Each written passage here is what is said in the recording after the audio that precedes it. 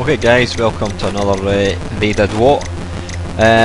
This week we are looking at Imagine. Now it's not the original Imagine that made a lot of the push games. That was the company that famously they went out and bought Lamborghinis and Porsches and Ferraris for all the programmers. And we're actually looking at the rebranded Imagine label. It was the label was bought over by Ocean, and he used that to sort of primarily put out a lot of arcade ports. They did obviously go on and make other games. Now I should warn you, this is an absolute massive video. There was really no game I wanted to leave out, so I think I've kind of covered probably 99% of the games that the Ocean Imagine label put out. They were certainly one of my favourite labels. A lot of the games in the C64 I loved to bits. So anyway, I'm going to stop talking and let you just enjoy some of the adverts back in the day.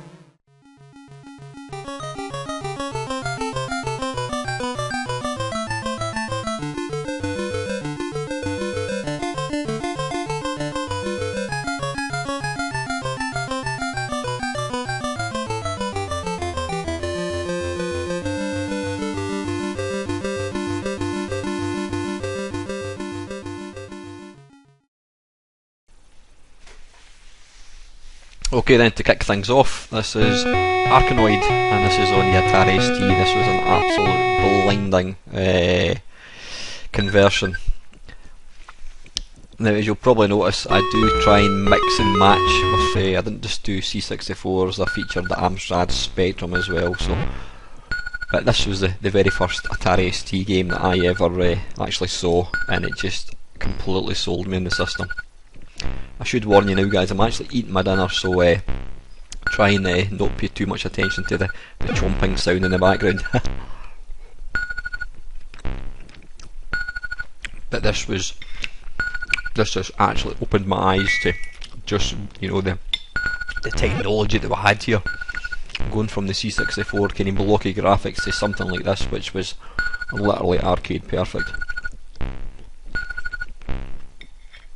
Obviously using the mouse for control was just brilliant.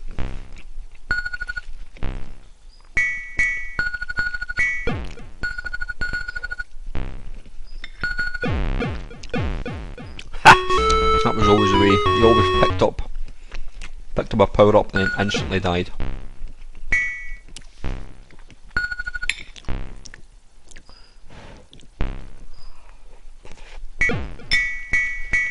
And I'm completely spilling my food.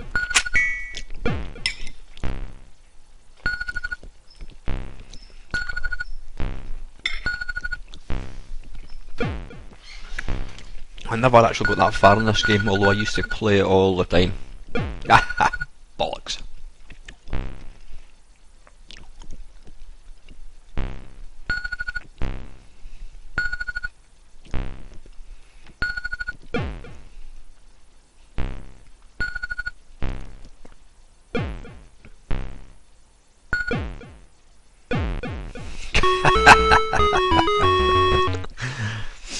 Aye. Now I did have this on the Amiga, but it was never converted to the Amiga by Imagine. It came out, I can't remember the name of the software company. It was an American release on the Amiga. Always felt the Amiga 1 was a bit better. This one here is Arkanoid 2 Revenge of Doe. Now, I'll apologise now, this is on the C64 and I'm using the joystick, and it's just literally impossible with the joystick. You've got no tactile feel at all. And you'll soon see how impossible it is.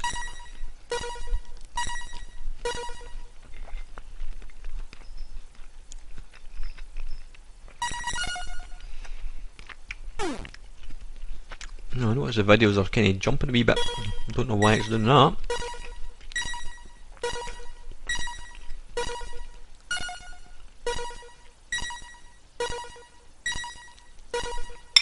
Yep, don't know why it's doing that.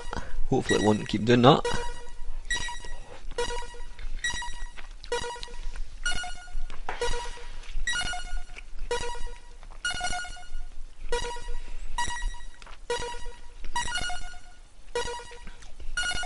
Never ever really played this, the sequel.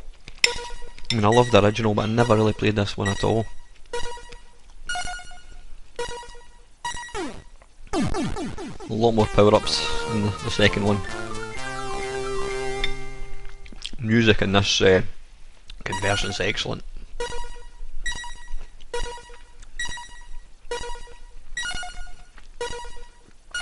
Well, thankfully it seems to have stopped the glitching. Here's hoping.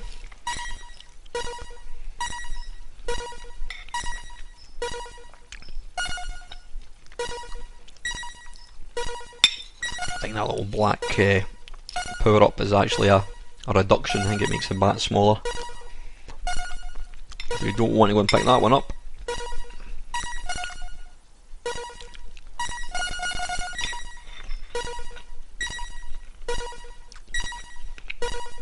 But this game needs either a spinner or a mouse. You know, using a joystick's just hopeless.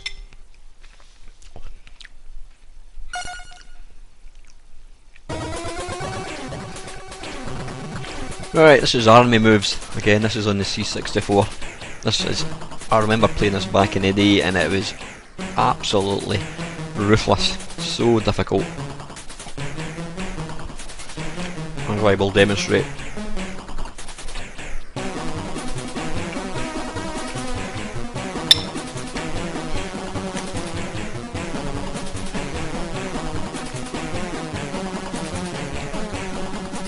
But really, excuse me, a really high quality looking game though.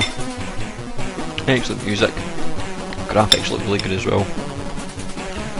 The only annoying thing about this game is you've got to press the spacebar to do the sort of missile things.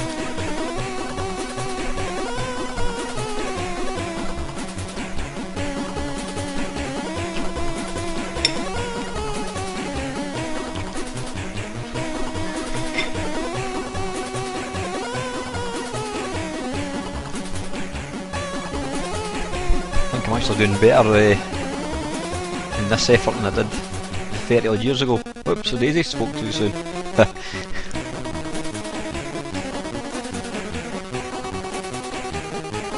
quite sure the music's actually fitting for this game. I mean, it's nice music, but it's not really...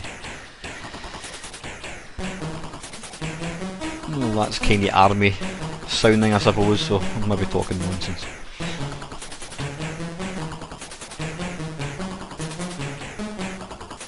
It's funny how some games you remember them being awful, and largely most of them are, and you also remember games being great and they turn out to be awful, but this was a game I remember being pretty awful, but it's actually not bad. It's basically Moon Patrol, but with tanks and whatnot, or helicopters and jeeps and stuff like that. Jump over the telephone boxes.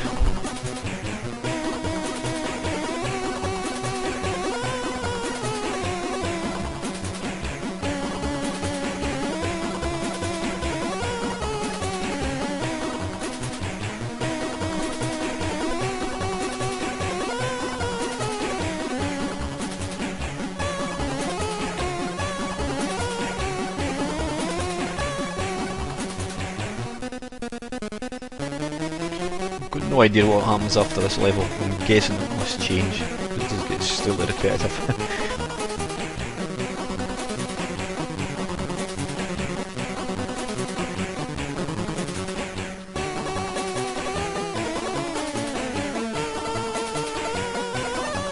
Yeah, that's army moves, and that was in the C64.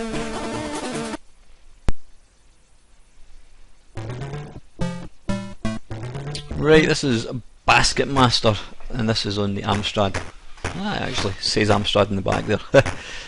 Basically, this is actually a really nice looking game. I did remember playing this on my Commodore 64, and it was pretty good fun.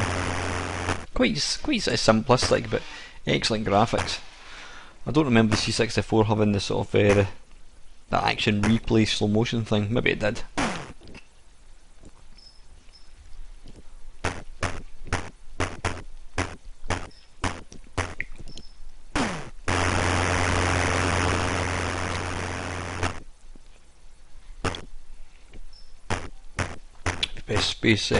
Press spacebar, that allows you to skip the action replay thing, which gets slightly tedious. That was always a foul.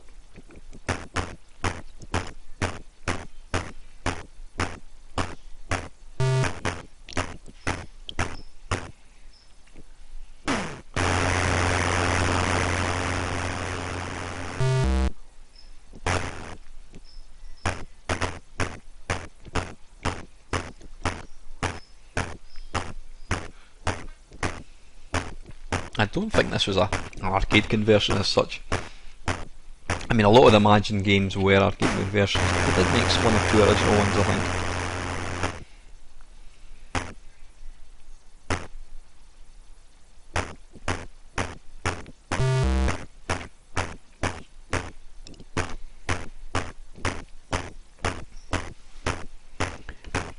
This gets slightly repetitive after a while when you're having this sort of one player to control.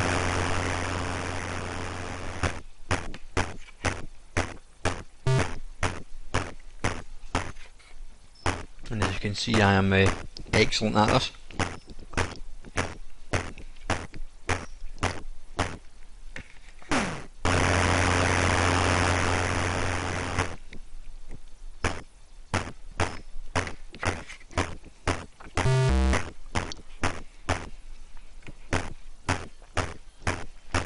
Have I got a point? No, apparently not.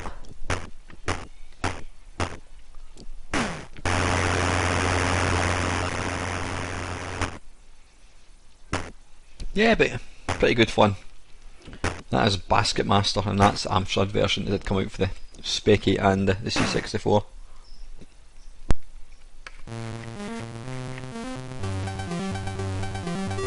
This is Konami. This is Comic Bakery. Now, I wasn't sure if this was an arcade conversion because I certainly didn't remember seeing it. I did check it out, and apparently it's a conversion of the MSX game. So it was only the C64 and MSX that actually got this strange game to port just to one computer. And if I remember rightly, I think the guys absolutely panned this game, but I actually quite enjoyed it back in the day. The graphics I thought were really excellent. Quite simple, but I quite enjoyed playing it. Brilliant music. If slightly repetitive, but I enjoyed it.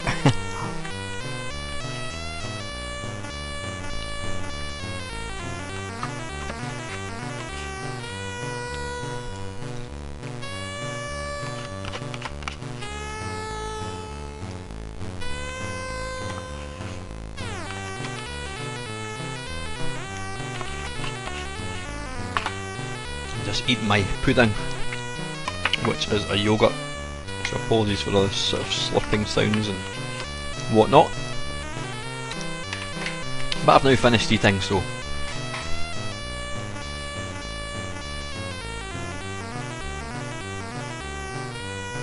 but yeah, the idea of this game, as you can see, is to keep the bakery conveyor belt thing going. The raccoons turn off the machines. And also, if you run into them, you will die, like so.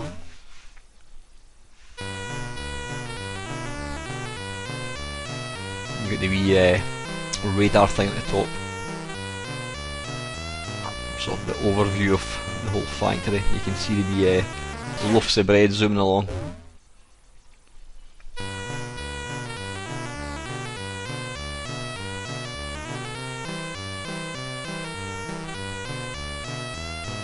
I think that was all there was to the game. I don't think the later levels changed. You know what is bizarre when you hear a tune and it just, the memories come flooding back. Oh goodness, that is the first time I have seen that screen for, I would say, easily 35 years. That is terrifying. Or 30 years probably. Probably 1985, something like that, 31 years. It's mental how a tune just brings it right back. Yeah, anyway, that's Comic Bakery, and that is on the C64. This is Dragon Ninja, and this is on the Spectrum.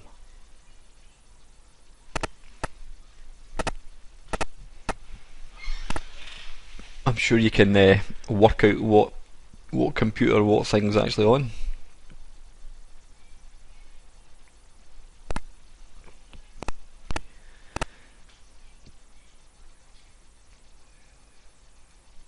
Some rather sexy ladies with their tights and whatnot, little cat suits on.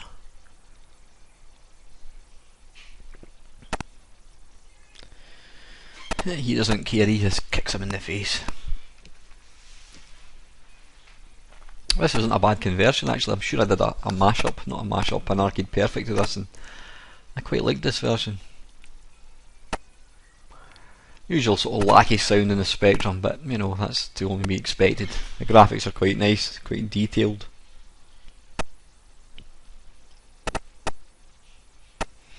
When it came to graphics, the Spectrum was always probably the best for arcade conversions. It may have not had the best version, but because it used the sort of the monochrome, I should say, and high resolution graphics, they always looked really detailed.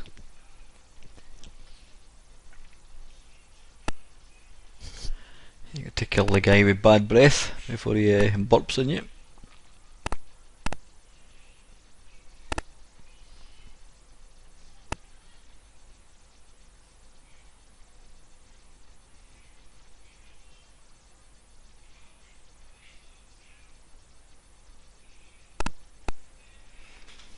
Yeah, a lot of the Spectrum games were played in complete silence, or mostly complete silence.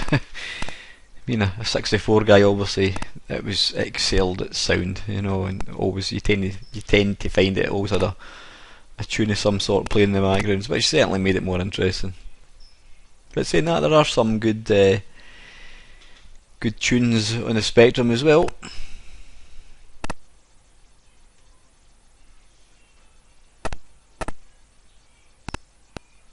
That's quite a nice level with the sort of parallax scrolling.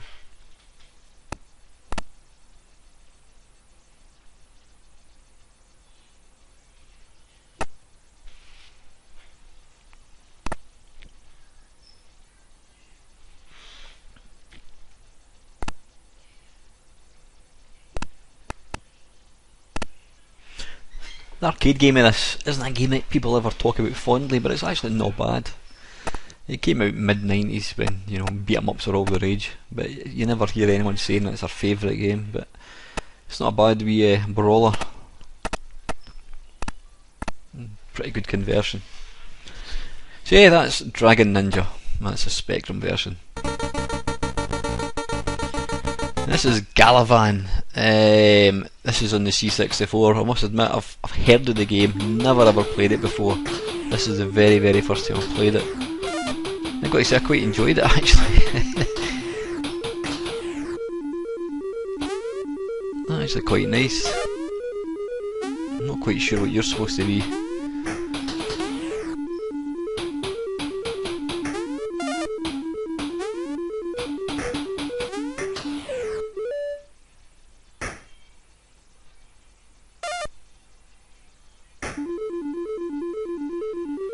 And he's dead.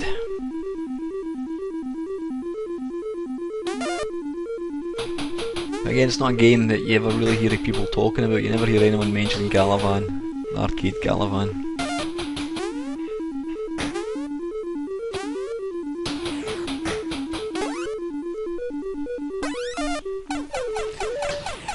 Now it gets better. You look like a mummy, but at least I can fire bullets.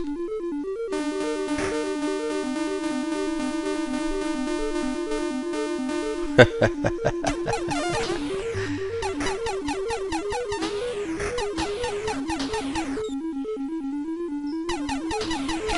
think the games that proved successful in arcades were always games that were easy to pick up and were addictive. You know, they had to grab you by the balls basically right from the off. So, you know, arcade games, you know, your reflex games like Robotron and Space Invaders, they were, you know, you knew exactly what you're doing with them. But then saying that, something like Ghosts and Goblins, you know, it didn't have that. It just had amazing graphics. I mean, I think it was the graphics and the sound that really made that game incredibly hard, but a wonderful game.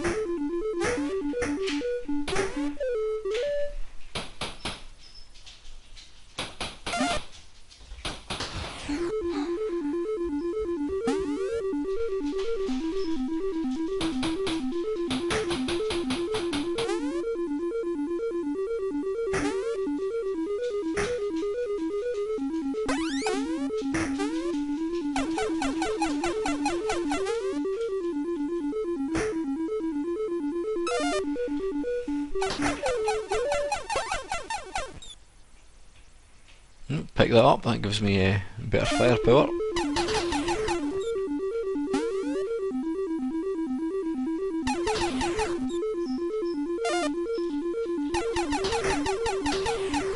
Aye, quite a nice wee shooter. I mean, it's quite a nice wee game actually. So I've never heard it in an arcade, and I certainly didn't play it in the C64. It's not actually that bad. So yeah, that's Galivan. Right, this is Game Over. I think this is the Spectrum. Yeah, this is the Spectrum.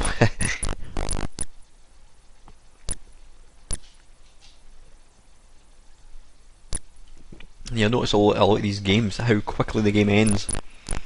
That's because games were tough back then. Not like the hold your hand walk through games nowadays where you can play forever.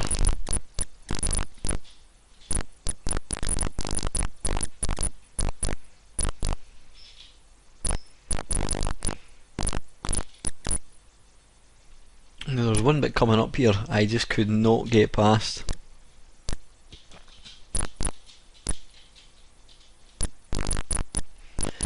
If you've not already guessed, what I do is I actually film all the wee games, all the me playing the games, and then I'm doing a commentary. I just find it, although it technically takes me twice as long because I've obviously got to now do an hour and a half's commentary, it's a lot easier because I can do that whenever. And it also means that I can actually do the hard part, which is actually record the games and that kind of stuff, so I can do that whenever, which is pretty good. But it would be a lot quicker if I could do them all at once. But yeah, that's Game Over, quite literally.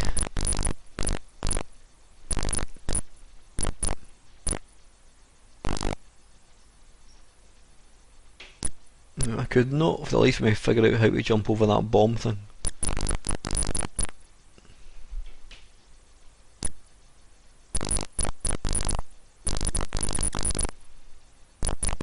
Not a bad wee game. Again, never. I mean, I've heard of the game. I think this was the game that had famously had the advert that had to get airbrushed because the woman had a certain part of her anatomy showing, so they had to cover it over.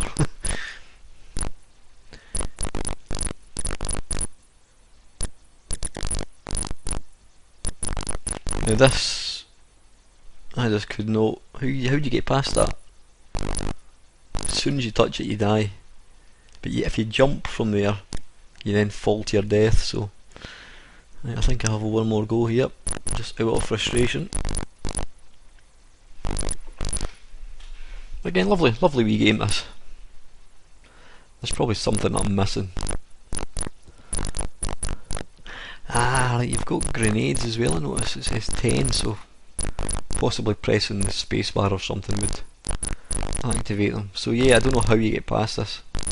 I'm guessing now you press the spacebar or something to throw a grenade, but because I've already played the game now, I can't actually go back and try it. I never actually noticed the grenades until just now.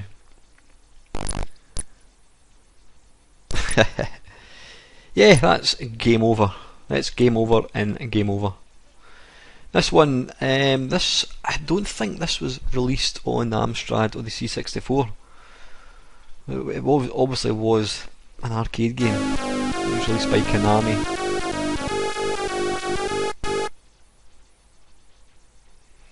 Now I couldn't figure out how to change my club.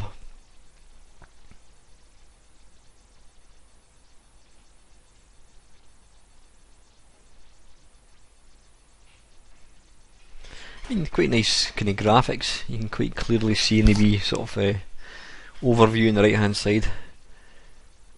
Oh, but there you go, it says 1 wood. So how did I change it? I could not figure out how to change it. I was pushing the joystick up and down but couldn't get it to change at all.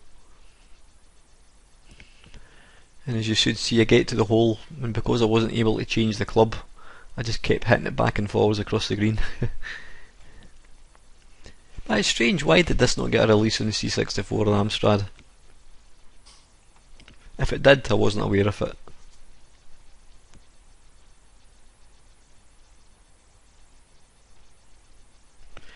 You can see that what I should really be doing is doing a wee chip, but I can't see anywhere on that screen that tells you what club you've got.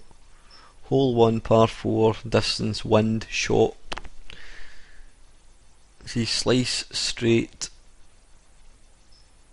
And as soon as you press it, it comes up 1 wood. Maybe you can change it, I don't know.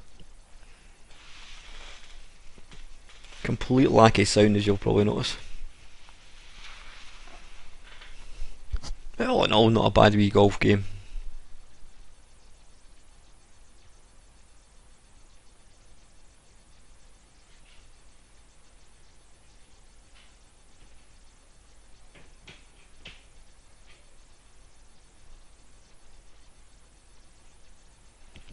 And I go right past the green. So yep, that is Konami Golf. I think it's just called Golf actually. Now this is Green Beret. This is an excellent game. This is the C64 one I'm looking at. I did actually do a recent arcade perfect of this. It's a fine game, it really is. C64 one is particularly difficult, as I shall prove in a second. I think what makes it quite difficult is you don't get much time to react to the bullets, and it's quite hard to see the bullets as well, as you'll probably notice in a second. Rather annoyingly, you've got to press the space bar. Nope, that guy's lost his head.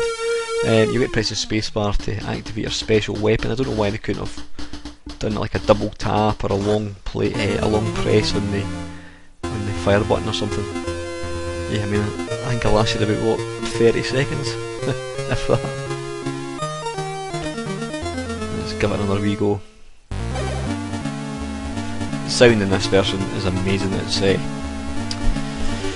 Martin Galway, who's probably my favourite composer. Of saying that, Rob Hubbard did some stonking stuff as well. But Martin Galway was the guy who was employed to do all this. He was the man employed by Imagine. I don't think Rob Hubbard done any stuff for them.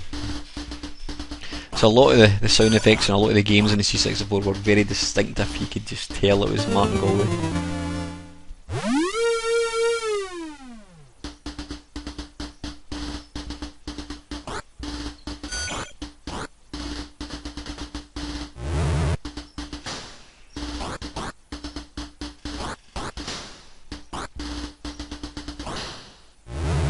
Oh, that was close.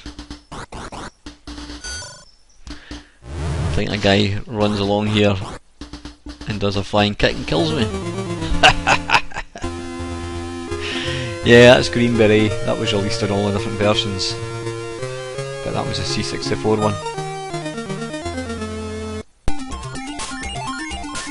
This is Guerrilla War, and this is an Amstrad. Never played this one. Now it says rotate mode or normal mode. I'm not quite sure what the difference is. I think this was like a Carry Warriors in the arcade. You would have a wee spinner to kind of rotate where your guy's aiming for. Now this isn't one of the Amstrad's best conversions. The graphics are just awfully weird looking. Quite garish looking as well.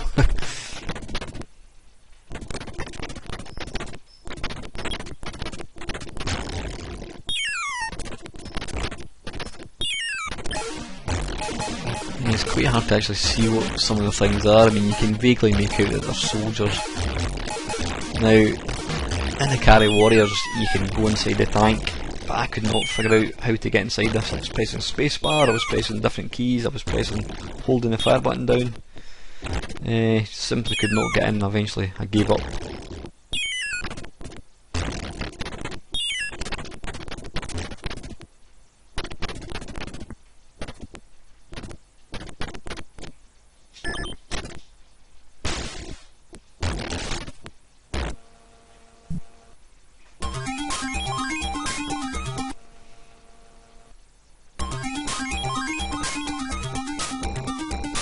SNK, oh right, okay, so it was SNK that made the original.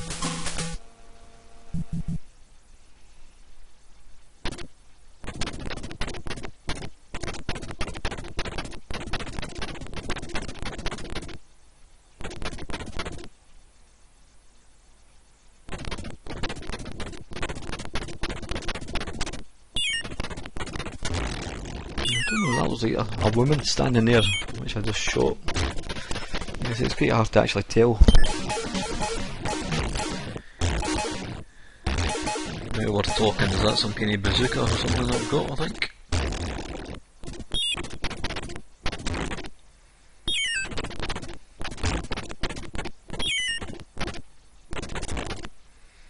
But again, I could not get into the tank thing, so I just had to push on regardless, on foot.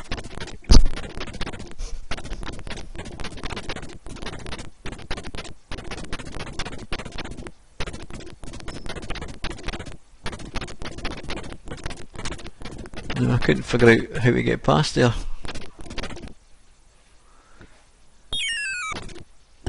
Anyway, listen, that is Guerrilla War. Now this one is one of my, in fact I'm going to say it's my favourite Imagine game. This is Hyper Sports and on the C64. This is absolute phenomenal conversion. The music is just awesome. Again, Martin Galway. I used to actually listen to music. It was brilliant. I love the film Chariots of Fire, so having that on my C64 was incredible. This is a great game though. Now you need to excuse me, I'm using a 360 controller, which isn't the best control for this. You really need a proper joystick. I played this game so much, loved it to bits. This is a true, I would say it's almost arcade perfect, lovely game. Although saying that, I think it doesn't have all the events. It's got the weightlifting, you know what this one doesn't have is the pole vault. And I'm sure the Spectrum and Amstrad ones are the same, they missed out one of the events, which is a shame. This is an excellent game, the sound in this game is just amazing.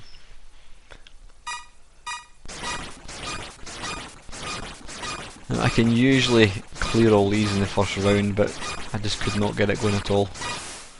Like that, I missed that one, and once you miss one, your timing completely goes.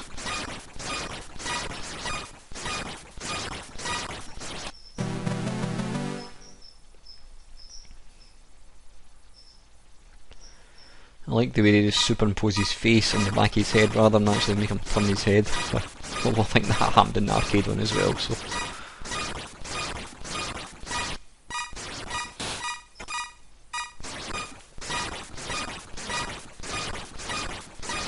But this is right up there in my top 10 C64 games. This was a phenomenal conversion. I think was it Joffa Smith that done the Spectrum one? I think it was. And that's actually a really good game as well. It's that same bloody one I miss.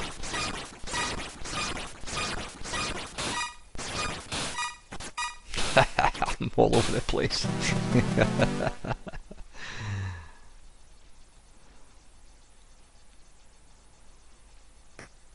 I mean, the graphics, you can see here, you know, when they use the sort of higher resolution graphics in the C64, are stunning looking. I mean, look how detailed that wee guy is. Really good. But sadly, far too many companies use the big expanded sprites, which just looked awful.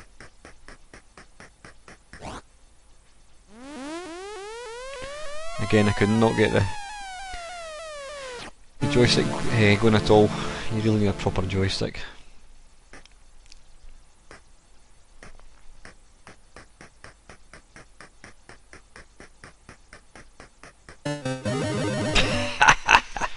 Anyway, that's Hyper Sports, and that's a C64 one. This is Jackal, a game, again it was released by Konami.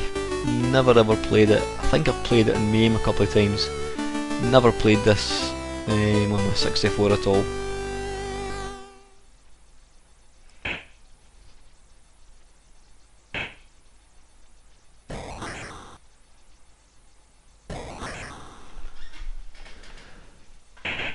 I don't know what happened there.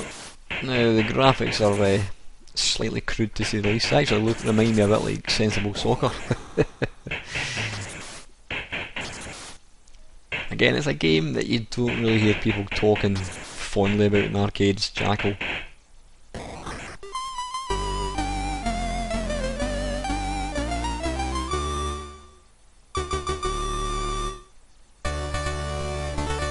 Let's try once more. Right, Mark Cooksey, he done the sound. He also did Ghosts and Goblins.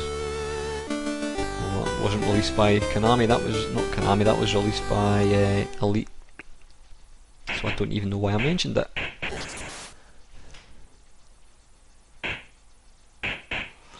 I mean, I can't really comment too much. Now at this point, the joystick would not turn.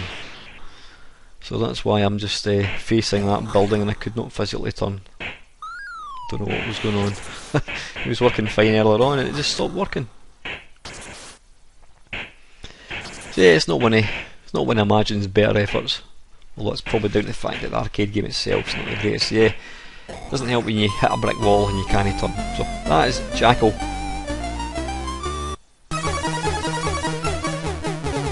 Right, this is the rather woeful Legend of Kage. Now I do remember playing this on my C64 thinking it was complete and utter bollocks. You know, case in point, look at the graphics here compared to Hyper Sports. They are ugly as sin, blocky looking, just horrible.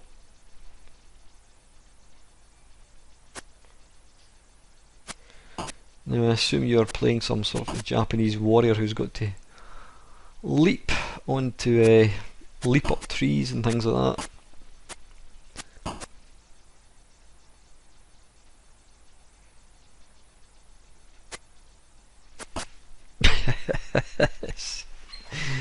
I can't say I've ever played the arcade one. If it's even half as bad as this, and I certainly don't want to play it. This certainly wasn't one of Imagine's better efforts on the C64. I don't know what it was like on the Spectrum or Amstrad, I'm guessing, since the arcade game was probably crap, it was probably equally as bad in these two as well.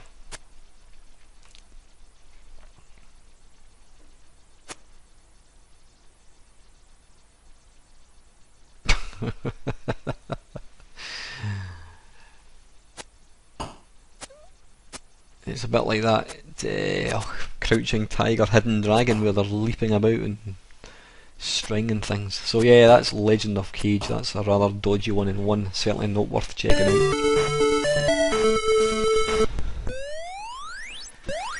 So Magmax, this is on the Amstrad. Got to say, quite like the graphics, really nice.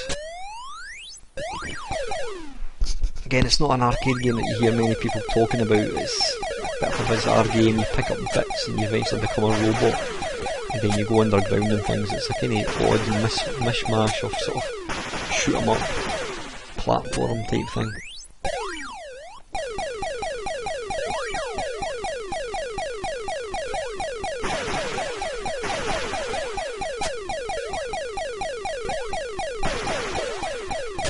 I remember seeing this in arcades, never actually played it, but this is actually quite a good looking version.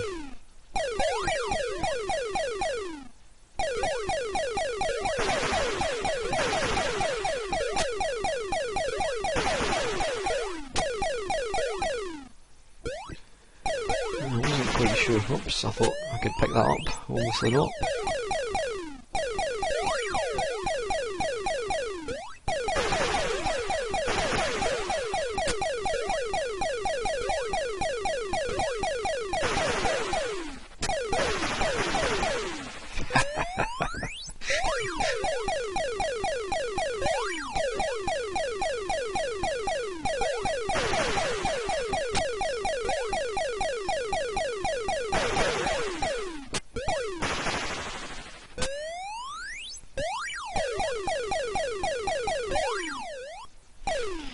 Again, never played it on the C64.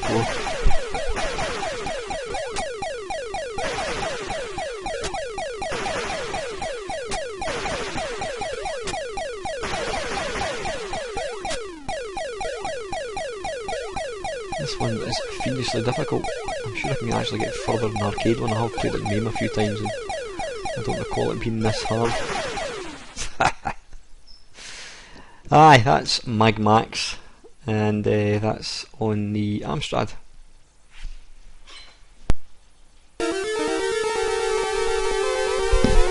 Okay, this is Mikie, and this is the C64 one. Never ever heard of the arcade game. I've played it in MAME, but it wasn't a game I was aware of. So really seeing this game was the first time I actually became aware of this. Didn't have it on the C64 back then. I remember my mate playing it on the Spectrum. Now, one interesting thing about this game, and in particular on the C64, if you happen to have the original proper Imagine version of this for the C64, then you're sitting on something that's worth about £200. Apparently, it's just stupidly rare. Now, it's not worth anything on budget, and it was released in a sort of compilation thing, so it's not worth any more than a couple of quid. But if you've got the original Imagine release of this on the C64, then you're sitting on a small gold mine. So there you go. And if you do happen to have it and you want to sell it to me for a couple of quid, then just let me know, that'd be fantastic.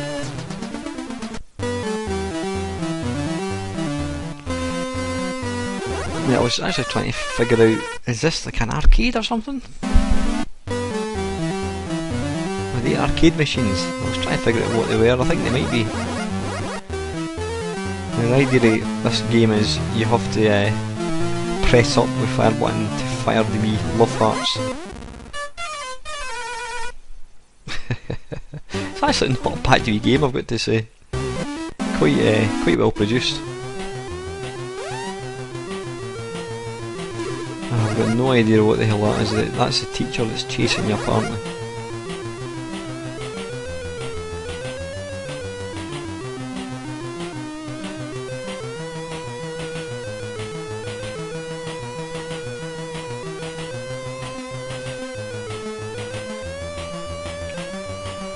Interesting that they're using a Beatles song. That must have cost them a few quid in licensing.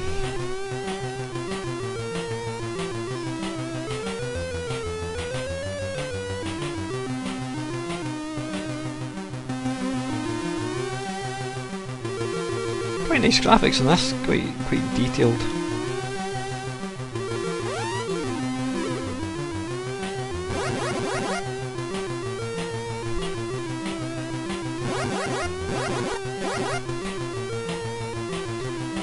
Yeah, that's Mikie, and that's on the C64, that one.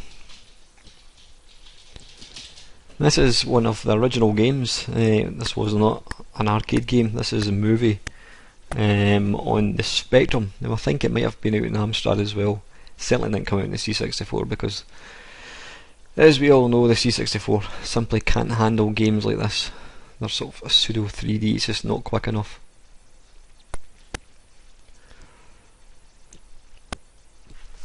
Really nice graphics. I didn't have a clue what I was actually doing. I mean, you've got kind of icons along the bottom, but I didn't even attempt to try and suss these out. I just had a wee wander about. But it just shows you what could be done with this engine that Ultimate sort of originated with their Night Lore. Obviously that just spawned a lot of games like this. I mean, this game was I think it was a Crash Smash back in the day.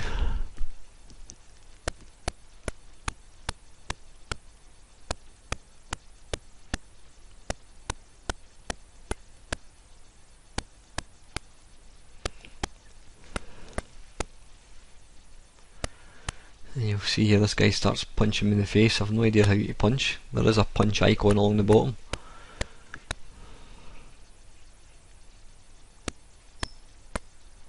Sound effects are minimal.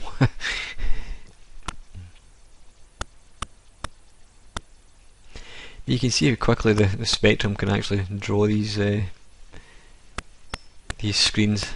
That's something that the C64 could never do. Although there is a train of thought that some people say the C64 was able to produce them. Apparently there's is it Head Over Heels I think it was converted, and there's also a couple other games which apparently do prove that in the right hands the 64 can do games like this, but in the main it was always pretty rubbish, and that's coming from a C64 man like myself.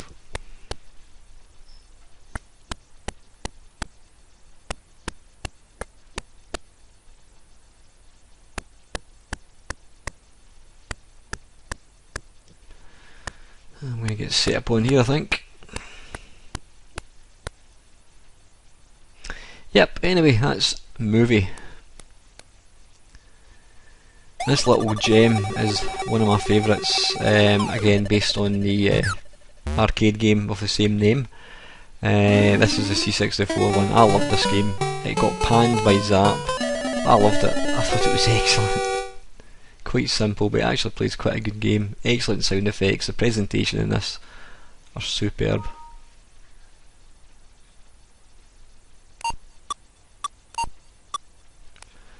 It did take me a few points to kind of get the hang of the controls again. I am at the bottom and the computer's at the top. Now you can do a series of moves. I mean, you can smash it, you can lob it, you can also hit the ball left and right, and you can also just hit it straight up the screen. Obviously based on table tennis, but then you knew that already. And when it does that, that means the computer is doing a lob, so what you should really do is a smash, which I completely forgot about. I was starting to get a wee bit of the hang of aiming the ball.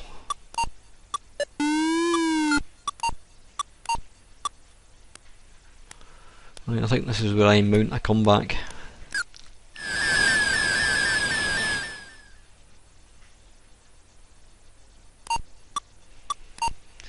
The background, the sort of crowd graphics always felt slightly added in at the last minute. They look like wee chimpanzees actually. Or is it Super Mario's? Who knows?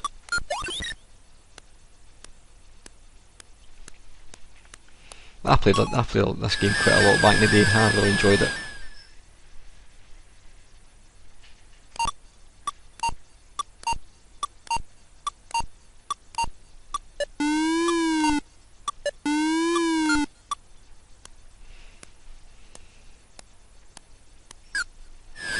Almost like to be the wee ball frozen mid-air whenever it made the wee noise.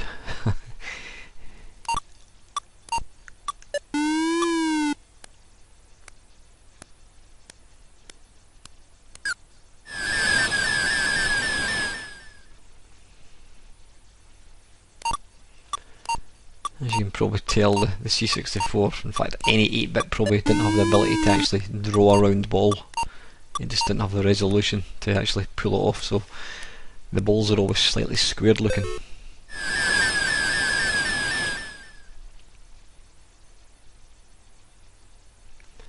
I think it's first to 9 points, is it?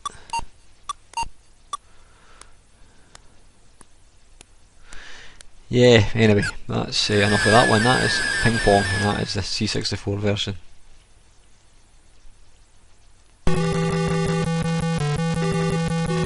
Right, again this is an SNK game. This is Psycho Soldier. Now I could not for the life of me figure out what I was doing here. I'm guessing, well, these are the baddies obviously, and you seem to have sort of like little orbs circulating you. Yeah, I couldn't figure this one out at all. This is on Amstrad one if you haven't guessed. Not one of Amstrad's best versions, I have to say. The graphics are just very, dunno. Yeah, it's hard to kind of figure out what's going on here, so I'm guessing these little green orb things can help you. Then you can fire bullets. I couldn't even figure out, is it a platform game? Am I jumping onto different platforms? It just wasn't really clear at all as to what I was actually doing here. And you've got these obviously red bullets, which are quite hard to avoid. Yeah, this was not one of the better games I looked at.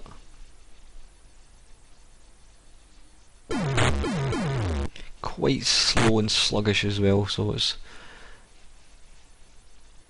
the graphics are just a bit of a mess actually.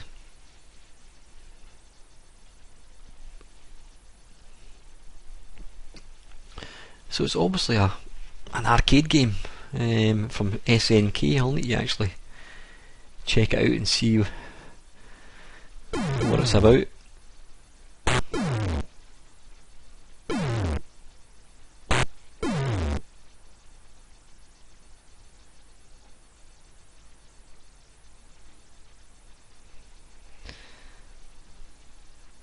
And I'm not quite sure, are you playing the part of a girl or a guy? It's kind of hard to tell. Obviously it was the 80s, so guys had big hair back then as well.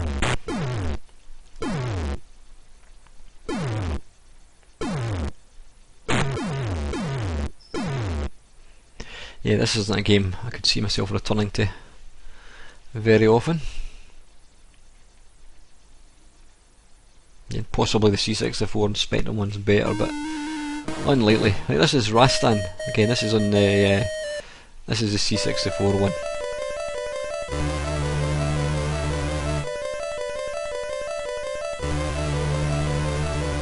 I remember, I don't know, looking at the screenshots of this game in the C64 thinking it looked rubbish, but I was actually quite impressed playing it tonight. Quite a good conversion.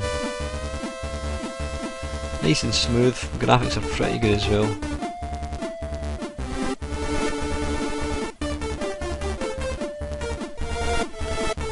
Music's good as well.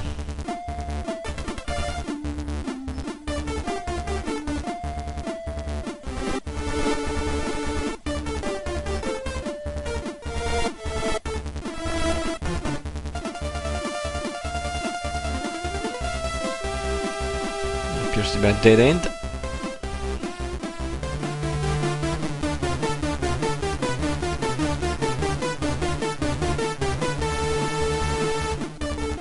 Does that give me energy? I'm not quite sure.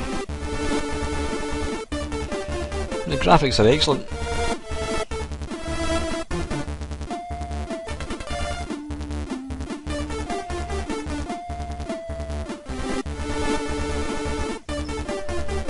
don't know why I died there. Didn't actually see anything actually come in contact with me.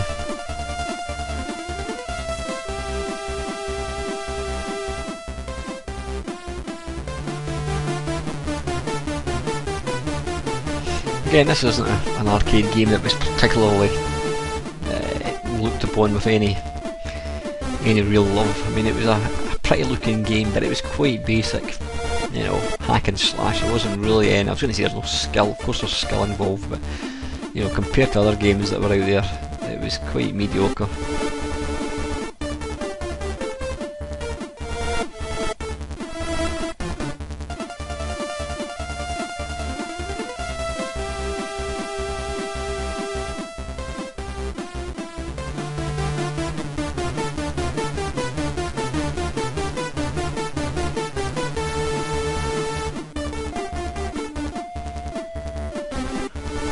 Quite sure what these things are. These skeletons holding aloft some candlesticks. I'm not quite sure now. You can see here it's almost impossible. How did I get across here? I think I just went for it. Hooray!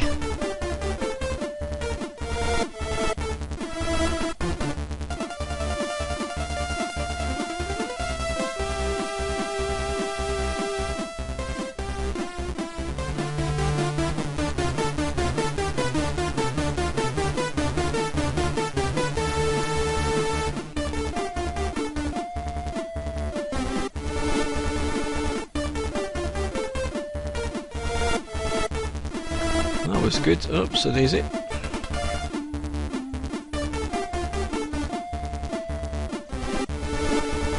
I thought that was some kind of sword, but I couldn't pick it up. I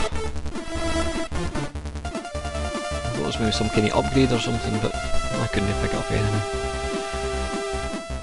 Yeah, that's Rastan, and that's the C64 version.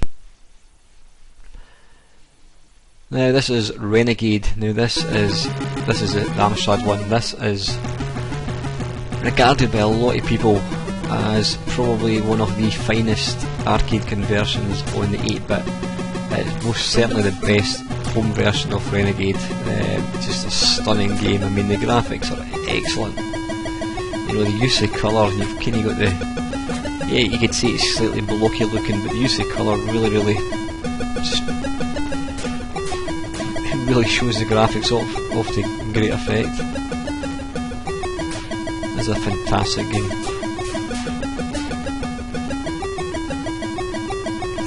It just shows what a good, capable machine the Amstrad was when it was used properly.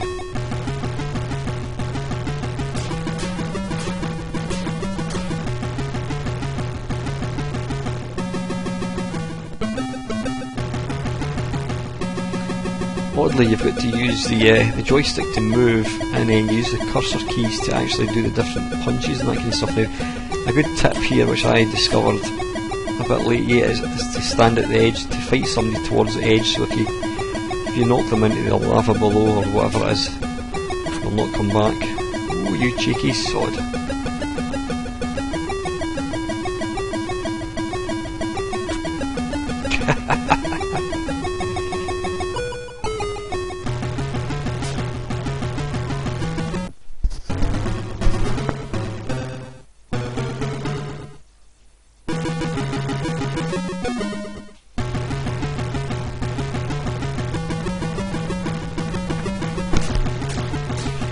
Have it.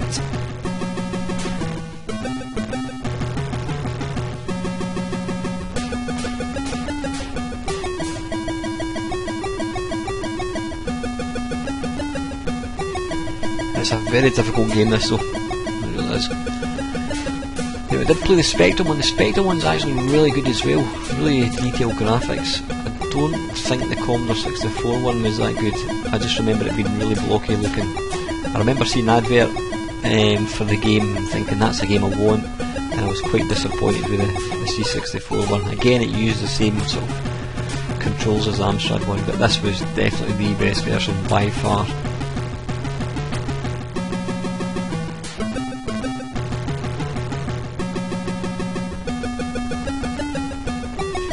you know, considering how small these little graphics are, if you kind of squint your eyes, they're super detailed. I mean, it's really, really clever.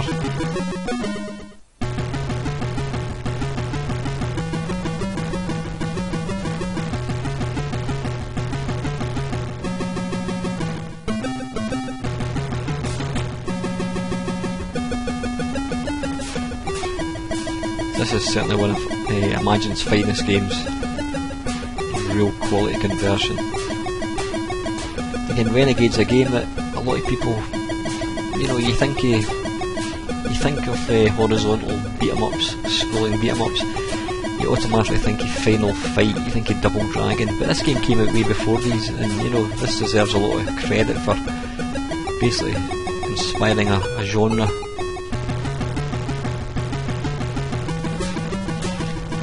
And it's brutally hard. You've not got any of the sort of like the daft things like picking up fruit and chickens when you smash a telephone box. It's just, you know, pure violence.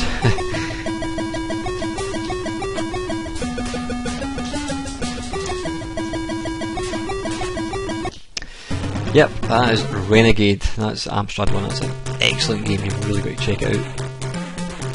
Now this is Renegade 3, again this is on Amstrad, I think.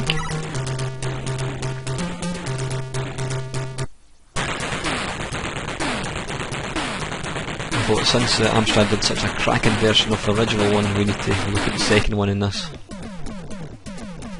Oh yes, that is most definitely Amstrad.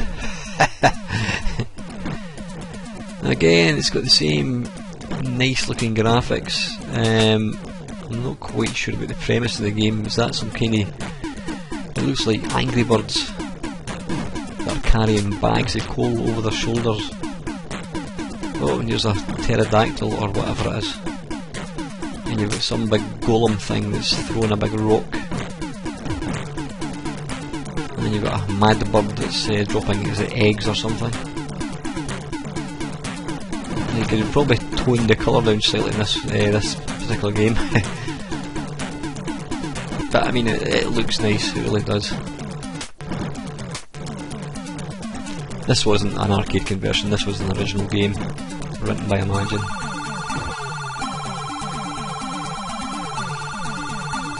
Yeah, I think by this time, I mean, this was the third one. There was a second, there was a follow-up to Renegade called Target Renegade, which we shall look at very shortly. Once we get to letter T, you've probably noticed that I've got them all in alphabetical order. I thought that's in case there's one particular game you want to kind of zoom towards.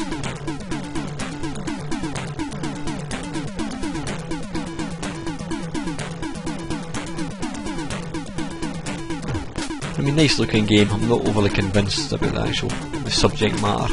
You know, going from fighting thugs in New York to fighting dodos or whatever the hell they are, avoiding eggs. It was a bit of I think they'd kind of ran out of ideas at that point.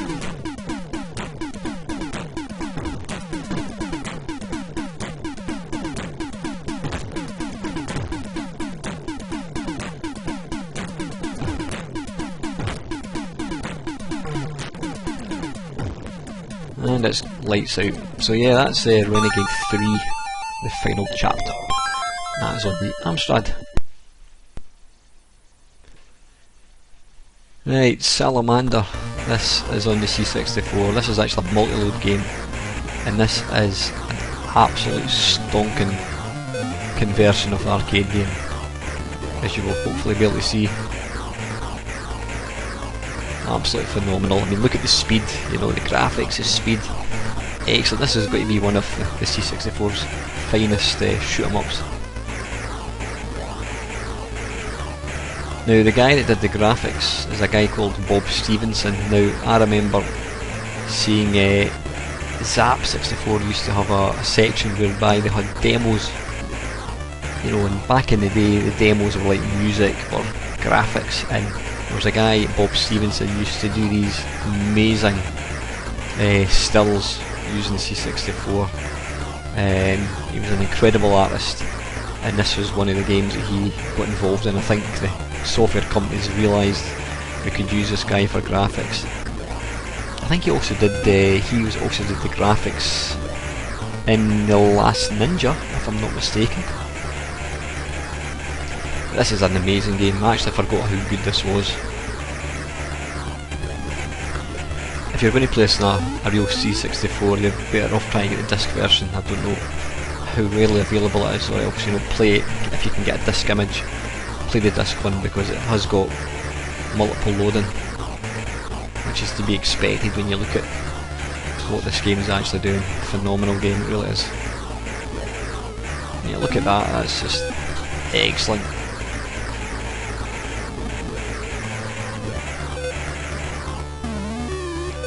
You've got all your little options and power-ups and what have you. But everything just moves that nicely. It really is excellent game.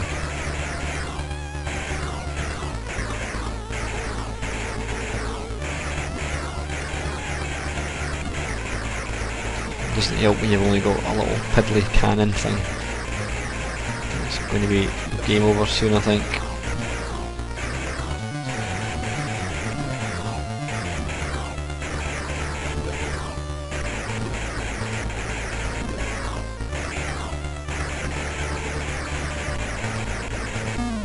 No, he didn't want to die. That's Salamander. That was in the C64. And another C64 version, this is Slap Fight.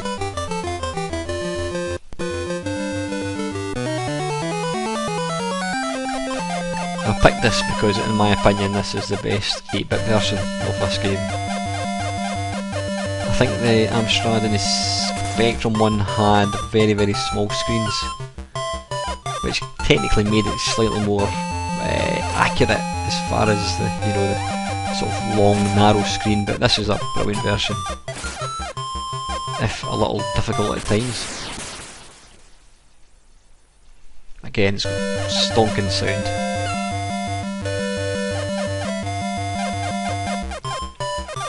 Being able to play the arcade version of this eventually in MAME was a dream come true. I loved this game, and again I'd never ever played the arcade one until I eventually got MAME. That's like a lot of arcade games. I mean, I never had exposure to arcades back in the day, so my first sight of any arcade game was usually playing the home versions.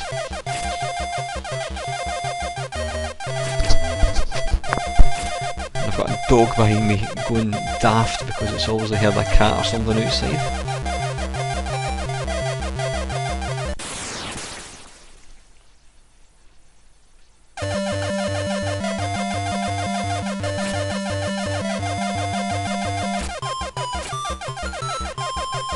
One thing you may not notice easily is the fact that it's got a really good tune playing, and it's got sound effects. And normally when you could either pick one or the other, and if you did pick music and you had sound effects as well, usually the music would kind of cut out, you'd lose one of the voices. But this, the way Martin Galway has done it, you've got the tune and you've got the firing sound as well. So very clever.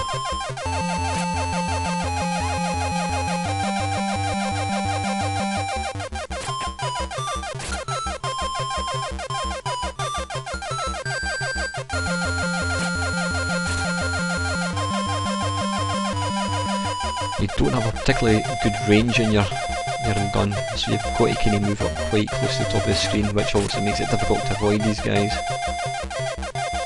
It's the same with the arcade one, that's got quite a short kind of range. But the graphics in this version are fantastic.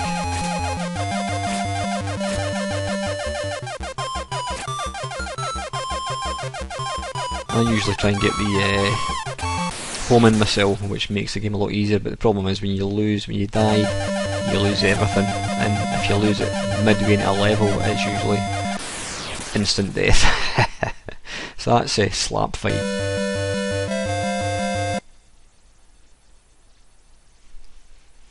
Right, this is another one of these oddballs, Super Soccer. This is on the Spectrum. Now again, I don't know, was this an arcade game? I'm not quite sure. I don't know what the point of this game really was, because you had the Spectrum had Match Day 2, the C64 had Match Day 2 International Soccer, Aimless Youth Soccer, although I think this did come out before Aimless Youth Soccer. But yeah, as you'll soon discover, this is a pretty woeful game. I couldn't even figure out what I was actually doing.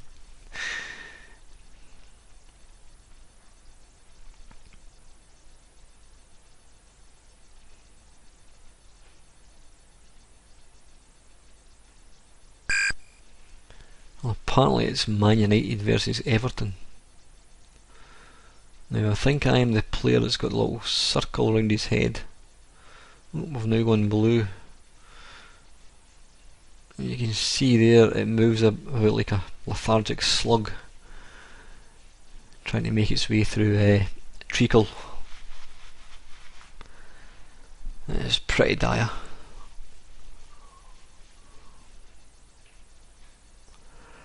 Oh, to come up with one rhyme and slang, it's a bit Danny Dyer. Nah, maybe not. I just couldn't figure out what the hell. I think that's me at the bottom left trying to run out the side of the pitch. I mean, the ball's on the line and nobody wants to kick it in. That's shocking. I mean, seriously. Oh, that's a goal, I think. Is it? The ball's in the net. What's going on? Why is it not registered a goal? Oh, there you go. It's eventually decided to register that as a goal. So Everton are apparently winning by 1-0. This is a horrible game.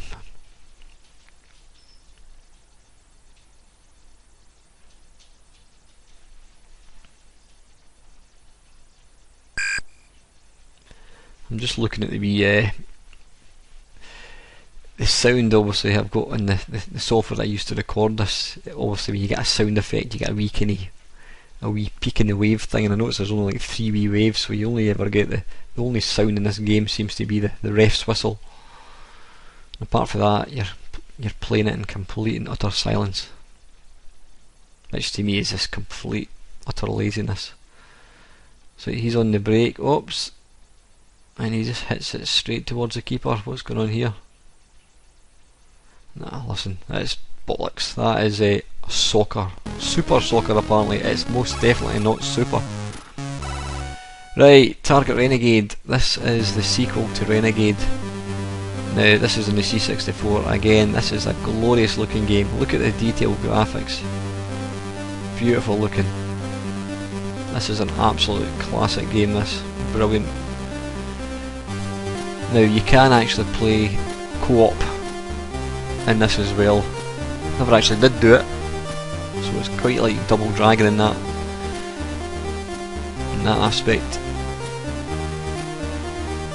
But the graphics are just fantastic, super detailed.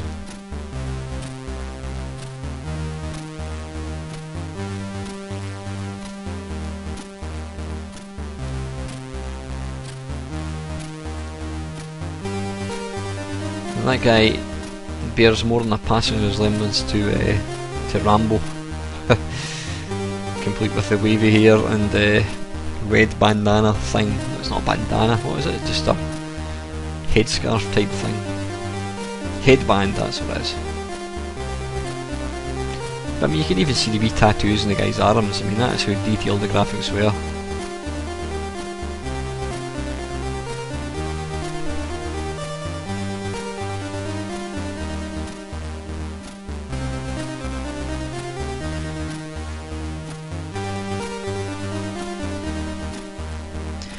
I remember playing this on the C64 and I didn't like it. I just didn't like it at all, and it's only been in the last few years that I've played it under emulation that I've actually realised what a great game it is. I don't know why, I think this bit here with the motorbike, I could never figure out how to actually get the guy off the bike. I don't know why. It's not exactly rocket science.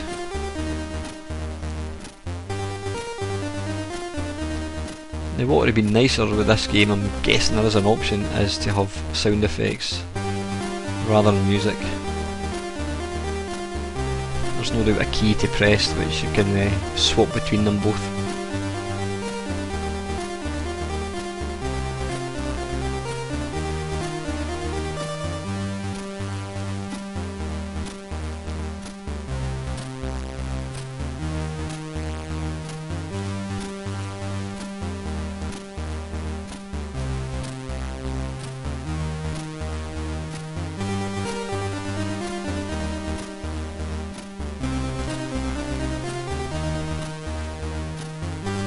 this time.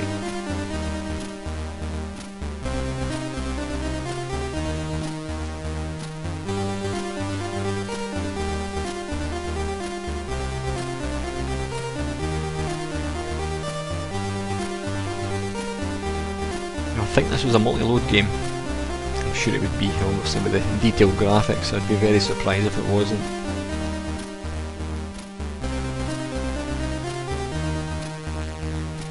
This was an excellent game. I mean, this was an original game. This wasn't based on an arcade conversion or anything. So that's the Target Renegade, and that was the C64 one. Right, this is tennis on the Spectrum. A bit of a strange game to put out, as you'll soon see. Oh, it was actually Konami, so it must have been an arcade game. I didn't realise it was an arcade game. I mean, the game, tennis game in the Spectrum would have been Match Point, which was an ancient game, but it was still one of the best games.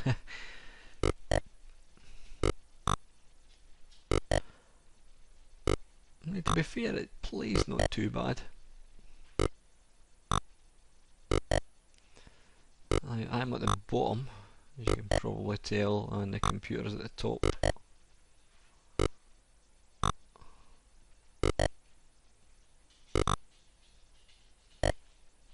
It's certainly playable enough. That'll be a lob then.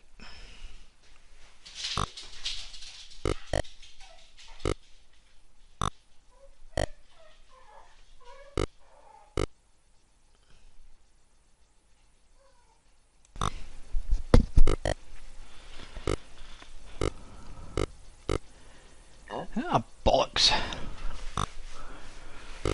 Okay, it's not a bad wee tennis game. I don't know why they didn't release it on the C64.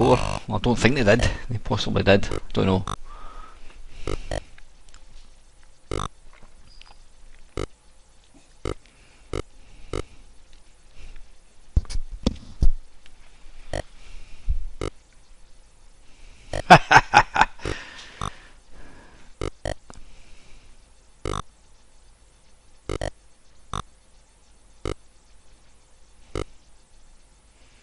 Get in.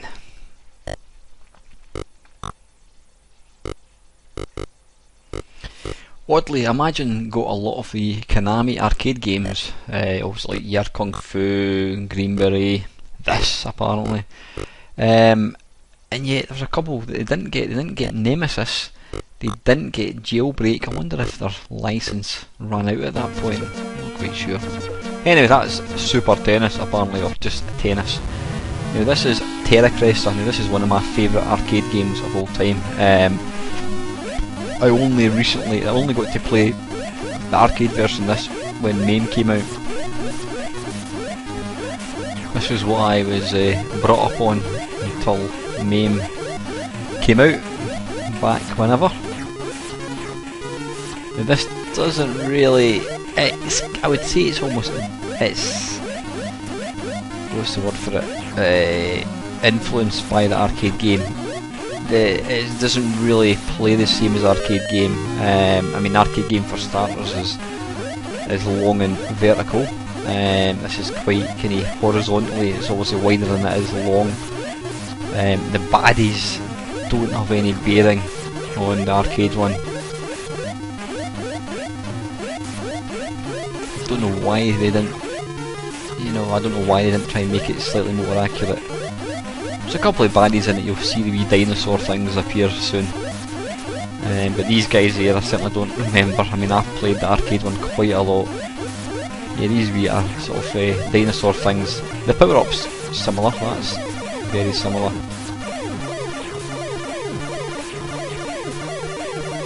Quite a tough version this because the screen is so kinny. It's not you don't get much a chance to actually see anything coming towards you, and the play area is actually quite small. But I did actually enjoy this at the time, but the arcade game is a lot better.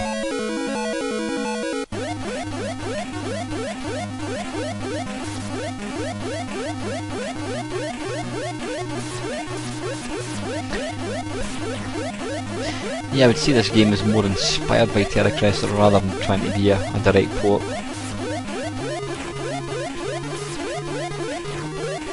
But again, the music and sound effects in this one is excellent. It is a good wee shoot 'em up in its own right, I have to say. But I do prefer the arcade one quite a bit.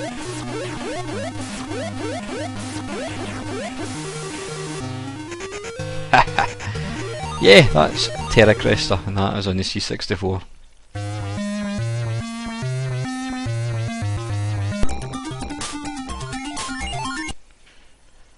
Right, Victory Road. Again, this is on the Amstrad.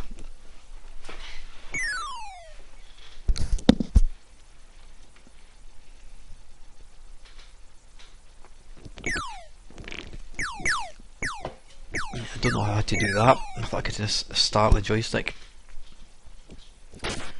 Right, here we go.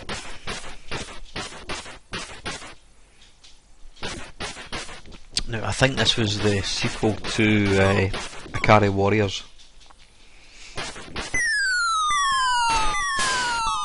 I never felt that any home conversion in these games really did them justice. You do really need the proper controls. The arcade one has it's a spinner, so you can actually turn while you're shooting, and it just doesn't really work using a joystick, in my opinion. Even graphically, it's a bit of a mess. I don't know how accurate this is compared to the arcade one, but it's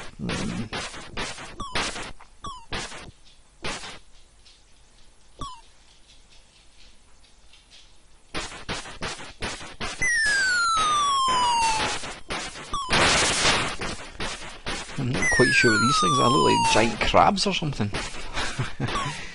It's hard to tell.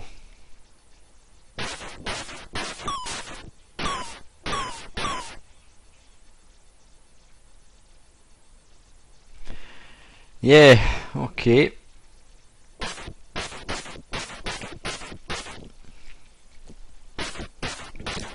Don't know why I'm shooting these, I don't actually get any points for them at all. I'm quite sure this game would have been a lot more fun if you had the proper controls.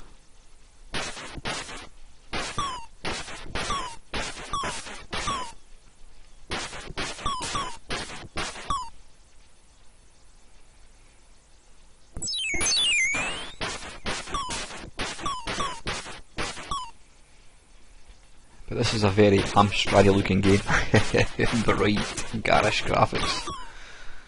Which isn't always a bad thing. Although when it's based on not a particularly strong arcade game, it's never going to be a particularly good game. So that's Victory Road, and that is the Amstrad version. Right, you can see there's Sinclair joystick, so this must be another Spectrum game. This is WEC Le Mans.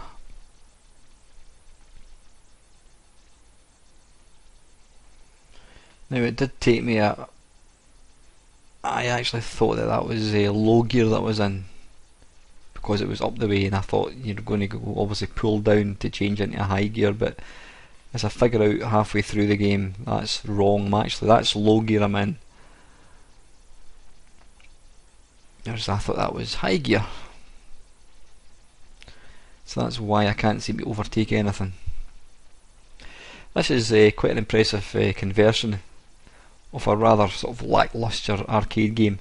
The one thing that did set the arcade game apart was it had the car thing that you sat in actually spun 360 degrees, so when you were turning it would actually, the sort of where you were facing would spin round as well, so it made it for quite an interesting arcade game. But I never thought that the home conversions were that good, although this one's pretty good.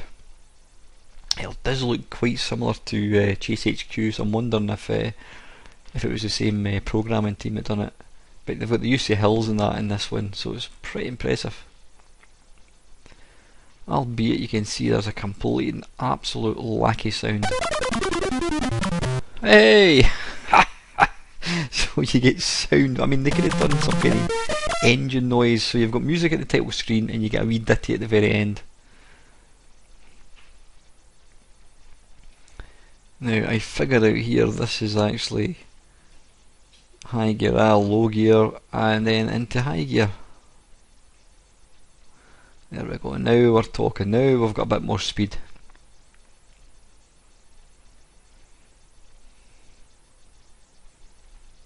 You could easily have got some kind of wee overtaking noise or something. I mean, I don't know why, unless they used all the processing power to actually do the graphics. But it's a shame not having any sound at all. This is quite an unusual sort of type of game for Konami. I mean, they were always very much kind of shooter type, sporty type games. To have a racing game, I don't think they ever did any other racing games.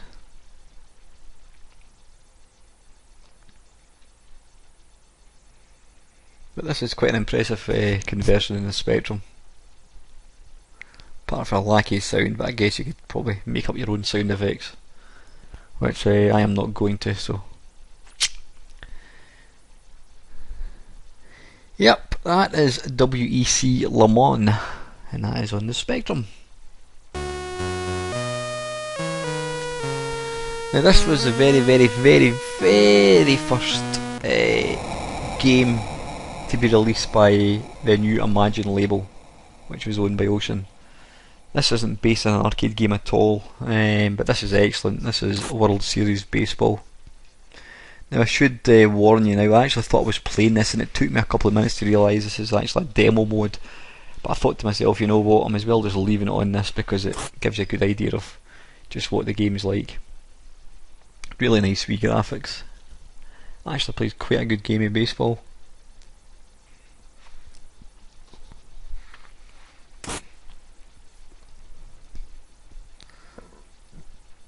Out. He's safe. And even the wee, the sort of the big screen thing, that was actually quite impressive for the time.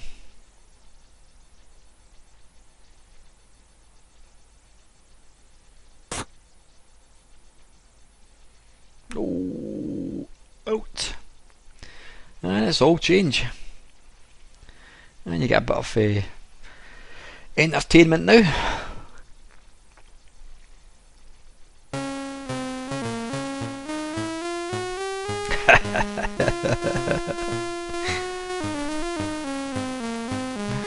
For tiny wee graphics, they're actually pretty well animated.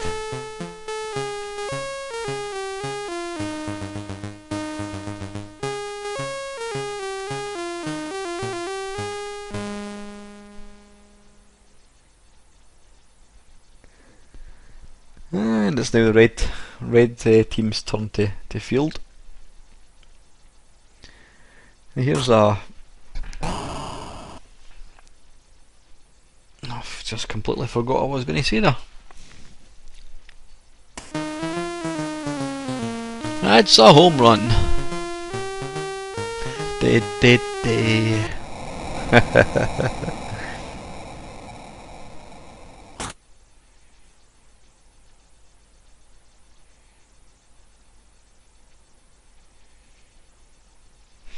But it does play quite a good version of baseball. Oh, he's out. And it's all changed once more.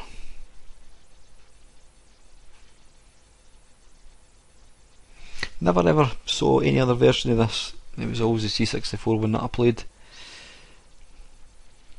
Because back then, guys, you know, you just simply did not have more than one computer. I dare say there might have been some rich kids that had, you know, a BBC and a Spectrum, but most people had one system. If you wanted another system, you had to sell the one you had. So that's World Series Baseball. Now this one is World Series Basketball. I don't remember ever seeing this on the C64.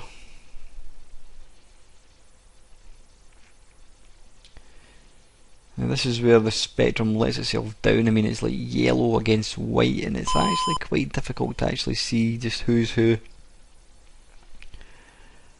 Now I thought I was playing in white, and as you'll see here, I thought, oh, I'm going to score here.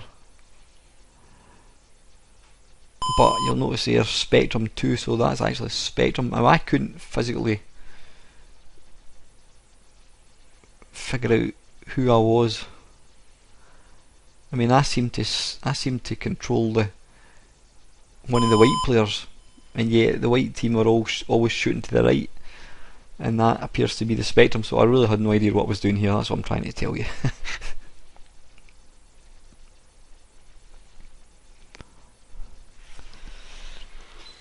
There was a particularly good basketball game on the C64. It was made by Andrew Spencer, and it was published by Commodore. It was the same guy that done International Soccer. That was an excellent version of basketball, but obviously it didn't get converted to Spectrum because it was made by Commodore, and that simply wouldn't happen.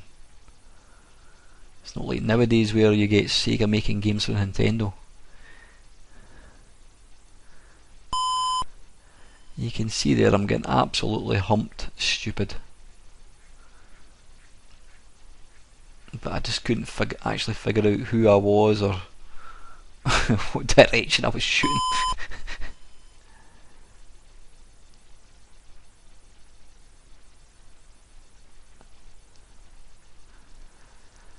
Right, I'm just oh no, I was going to say that, I'm talking rubbish.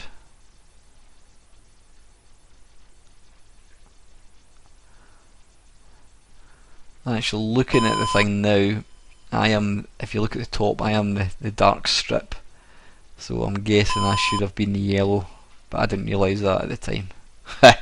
Anyway, that is World Series Basketball, not a particularly good version, I have to say. Right, okay, this is the second last game. This is Yie Ar Kung-Fu, and this is the C64 one. Now I'm biased because I thought this was an excellent conversion. It might have not looked quite so nice with the sort of blocky graphics, but I just thought it plays excellently. It's quick, it's got brilliant sound, it's got the wee kind of intermission bits like that as well.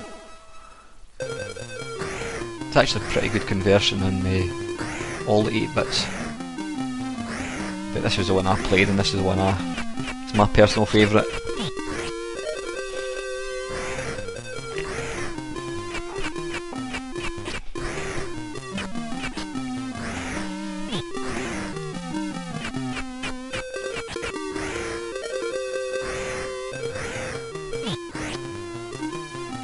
The wee oolong sprite is slightly anorexic looking. I mean, in the arcade he's quite stocky.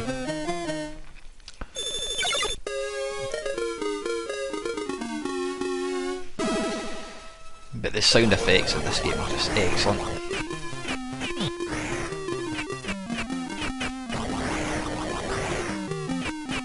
This was one of my favourite arcade games.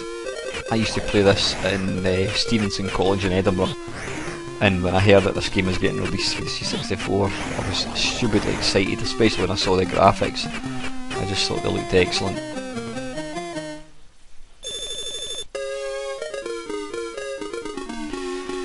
Now, as you'll soon see, this guy is a complete pig unless you suss out how to beat him, which is you've got to do the sort of flying kick and time it perfectly.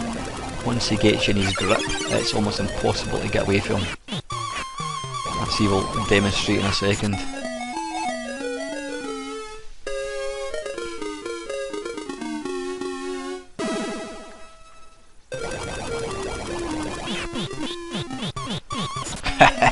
Like so.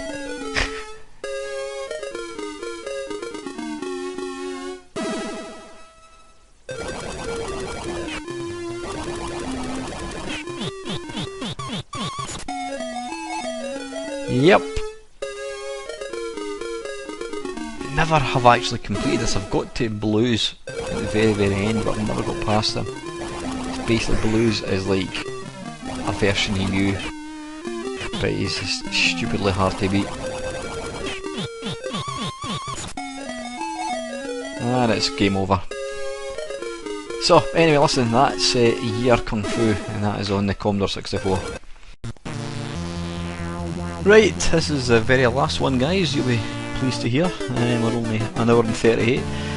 This is Yie Ar Kung-Fu 2. Now, I remember hearing there was a sequel to Yie Ar Kung-Fu getting released, and I was really excited about it. And I've got to say, I was quite disappointed with the graphical style. It just, don't know, just didn't like it at all. Just didn't feel like I mean, it was almost an original game. It wasn't based on an arcade at all. But I just always thought this one was quite rubbish compared to the original.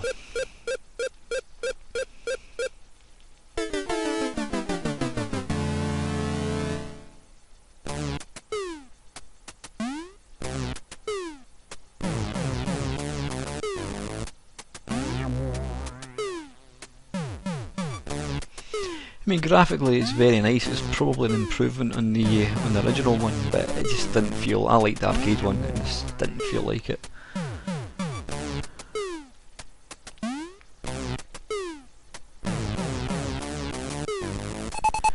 And thank you very much to anybody that's actually watched this to the very end. I'll be surprised if anybody does. In fact, here's a little test. If you have watched it to the very end, I want you to comment the word Pac-Man in the comments. I'll just test to see who actually did watch it. If you have watched it right to the very end, then you've got a lot of stamina, and I thank you very much. But I wouldn't blame anybody for not wanting to do it, because an hour and 38 is a lot of time for anybody. But yep, if you have watched it to this point, then please just comment Pac-Man. That'll be interesting to see. But yeah, I mean, most of the games released by Ocean were phenomenal. I thought they were excellent. You know, it was the C64 versions that I played, and I thought they were one of the best publishers in C64. But most of the versions on other computers were just as good. So as usual, guys, if you've got any company you want to see me feature, just put it in the comments below, and I shall do my best to do it. And as usual, thank you very much for watching.